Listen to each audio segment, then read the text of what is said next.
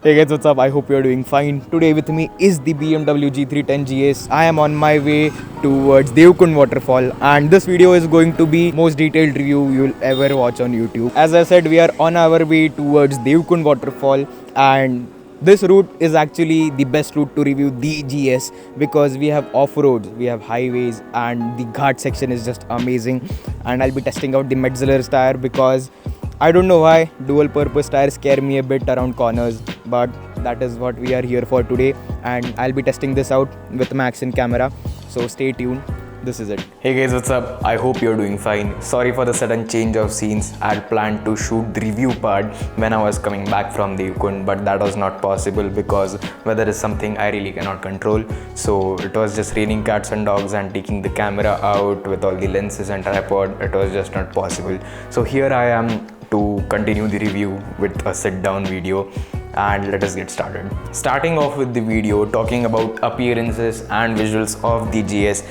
The GS gets a new paint scheme and a new LED headlight. These are the only two factors which set the GS apart from the BS4 variant and the BS6 variant. Other than that, there are no mechanical changes. So only these two things, which are the rally paint scheme and LED headlight, are new additions to the BS6 GS. The GS looks amazing. I took this picture on our way to Devkund, and oh my god, this picture has come out so great. The GS just looks so fabulous. In terms of visuals and appearances and how the GS looks, it is a big bike. You will get that big bike feeling from the GS. There are no worries. You will never feel that this is a small bike, this is a 310cc. You will get that GS feeling from this. With the BMW badging will come a lot of attention. You will grab a lot of eyes on traffic signals, normal while touring, and whenever you park the bike, you will just have a lot of people look at the motorcycle and not you. So the 3.6 lakh rupee price tag is actually worth it. Talking about the heart of the matter is a 313cc single cylinder liquid cooled engine which is shared with the RR310. The engine has enough power, there is no complaint about power at all, but below 4000 rpm I felt that I had to get on the throttle a bit because I felt that the engine was stalling, and I stalled the bike once or twice, but other than that I got used to it. And yes, the GS is now getting a ride-by-wire throttle as well, which is a great upgrade. Talking about cruising speed on the GS, I was keeping 80 to 90 kilometers per hour, and you can easily keep above 90 post 110 kilometers per hour as well. But after 110, you will get a lot of buzz on the foot peg and some buzz on the seat as well. So if you are okay with the amount of buzz you have post 120 kilometers per hour, then you can go above 120 as well. So you have some good cruising speeds. Shout out to Satvik for lending me his GS. Talking about the seats of the GS, which is like a major part you have to consider while buying an adventure tourer. The GS seats are absolutely comfortable. We didn't have any issues, any back problems. We didn't have a numb butt even after riding for 150 kilometers in a stretch.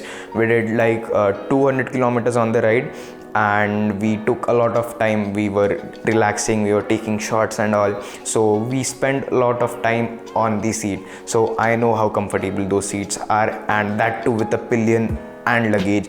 Both of us, we were very comfortable. One of the most comfortable seats I've come across on any bike I've ridden. So in terms of seating, you are all sorted. The seat height on the GS is 835 mm, which might be intimidating to a lot of short riders like below 5'6", and you might tiptoe. I am 5'8", and my legs are longer than the average person, I guess. So I can flat foot on the GS as well as the 390 Adventure very well. So this clip is just for reference. If you are 5'8" and above, then you can comfortably sit on this motorcycle. You couldn't have asked for better seats. Coming towards the handlebar on the GS's handlebar is very wide. You will feel that when you sit on the motorcycle and start riding, but it is very comfortable. Your hands are very aptly placed. It is not like a chopper style motorcycle, and it is not very committed as well. It is just in the perfect position. I love the handlebar on the GS. I was able to attack corners on the GS with the pillion. I was able to leverage the handlebar and counter steer very well. I had no issues at all, and while saddling as well, I had okayish height when I was saddling. I just felt that if you're into hardcore off-roading, yes, you need to add handlebar risers, but for me, I was comfortable with the height of the handlebars and how wide the handlebars are. So in terms of handlebar placement and how wide the handlebar is, it is very aptly done. Coming towards the foot peg on the GS's foot peg are metal foot pegs and they are teethed foot pegs, so you can take the rubber part out of it and you can get better grip while off-roading, but there are rubber inserts so you don't feel as much vibrations on the foot pegs, but you will get vibrations past 110-115 kilometers per hour on the foot peg. Like, the foot pegs are the only part I felt there are vibrations present on the GS. In terms of foot peg position, it is just very well done, because the first corner I took, I was getting an idea of how much the grip was, because the rear end didn't slide off under me, but the foot peg scraped on the ground, so I knew what the limit of the bike was, and I knew that after this I'll definitely end up in a low side crash. So in terms of how comfortable the foot pegs were and the position, it is just very well done. I loved how well they are placed. Coming towards luggage carrying capacity, which is a major consideration on adventure tourers, the GS has plenty of space to mount bags, mount luggage, then panniers, soft luggage, anything of that sorts, and you have plenty options available. The stock GS gets an aluminium rack as standard, which is very wide, and you can add a top box to it, add a tank back to it. The tank is not metallic, so you'll have to add the strap on harness to the tank and then mount your tank bag. And other than that, if you're ready to mount fuel jerry cans, you can add that as well. So if you're not ready to commit to all of these mounting options like add saddle stays and stuff, then the stock aluminium rack itself just has plenty space, because it was me, my friend Satvik, and we had a huge bag. It was just a heavy bag, a 40-liter bag filled with him, and he was carrying all that, so he was really able to keep that bag on the rack, and we were just very comfortable. So in terms of luggage carrying capacity, the GS just has plenty of options available, and you can add a lot of stuff to it. So this part is just very well sorted. Coming towards illumination on the GS, everything is totally LED now. The headlamp, the indicators, the tail lamp is totally LED. I love the indicators on the GS. I totally love it. They are just very well designed, and the carbon black finish on it, the black tint one, it just looks amazing. The headlamp on the GS gets three options: the DRL, the low beam, and the high beam. So your headlight is not switched on every time you run the motorcycle, so that is a good thing. But yes, the headlamp is a beam anyway, so you'll have to add aux lamps if you're into highway touring and off-roading anyways. So in terms of headlamp illumination and the brightness of the tail lamp as such, everything is very well sorted. The indicators are very bright, but yes, I felt that the hazard switch was missing, and I felt the need of a hazard switch because we were riding in fog. We were riding in dense fog while coming back, so we were not really able to indicate our presence to other riders or other drivers on the road. So yes, that was a miss on the GS. Coming towards the switch gear system on the GS, you get all the basic stuff, which is the ignition, the starter button, then you get the three options to toggle between DRL, low beam, high beam. You get the pass button at the front, and you get a horn, which is not that loud. The switch gear quality is just mind-blowing. You will feel that this is a BMW motorcycle. You will get to know that okay, this is a premium motorcycle when you ride it, and you'll feel the throttle, how well done it is, the grip on it, how rich and premium the switch button feel. They are not just plasticky and tacky, they are just very well done. You will know that this is a BMW motorcycle. Coming towards the console on the GS, you have basic information. It is an all digital display. There is nothing fancy, which on a 3.6 lakh rupee motorcycle is a complete miss. You have your basic 2 trip meters, fuel, how much range is left, then you have date, time and real-time fuel consumption. Other than that, you have your gear position indicator, the speedometer and the tachometer, and around the display there are the tail lights which show neutral, fuel and the RPM meter and the indicators. That is it. It is a pretty basic display. Let us talk about how well the GS sounds. Just listen to this first.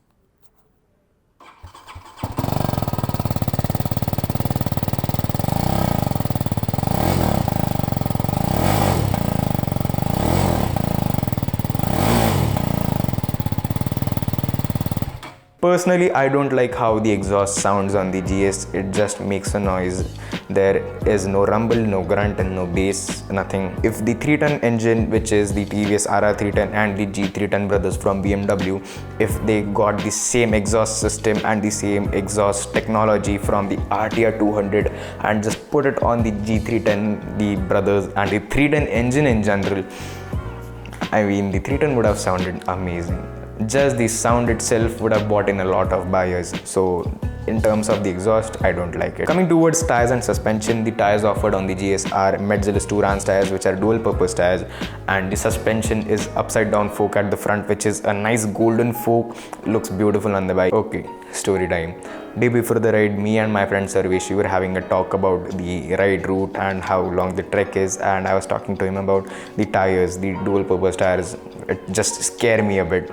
And he was like, yes, dual purpose tires are not meant for the streets and the corners. Like, you'll not get the best of both worlds out of them. But on the Metzlers, I was proved very wrong. I was cornering in the dry, I was cornering in the wet, and I had the utmost grip and the utmost confidence on offer. I just loved the grip offered on the Metzlers. I'm just a fan of them now. GS is softly sprung. You will have the utmost comfort on the motorcycle while doing highways, off-roads, bad roads. You throw anything at it and the suspension handles it absolutely well. Comes handy when you're going over bad roads as well. But yes, this does have a drawback, which is in corners and high speed. So I was doing 110 over a concrete patch, and small undulations, like the road is not straight but it just has a bend over it, so you'll feel that the ride is a bit bouncy while going over that, and you will feel that bounce after you cross that patch. Other than that, in the corners the chassis communicates very well, so I didn't have any issues or any problems while cornering. I don't have any complaints about the suspension. So in terms of tires and suspension, very well done. I love it. Then we talk about the brakes offered on the GS. It gets a 300 mm rotor at the front and a 240 rotor at the back.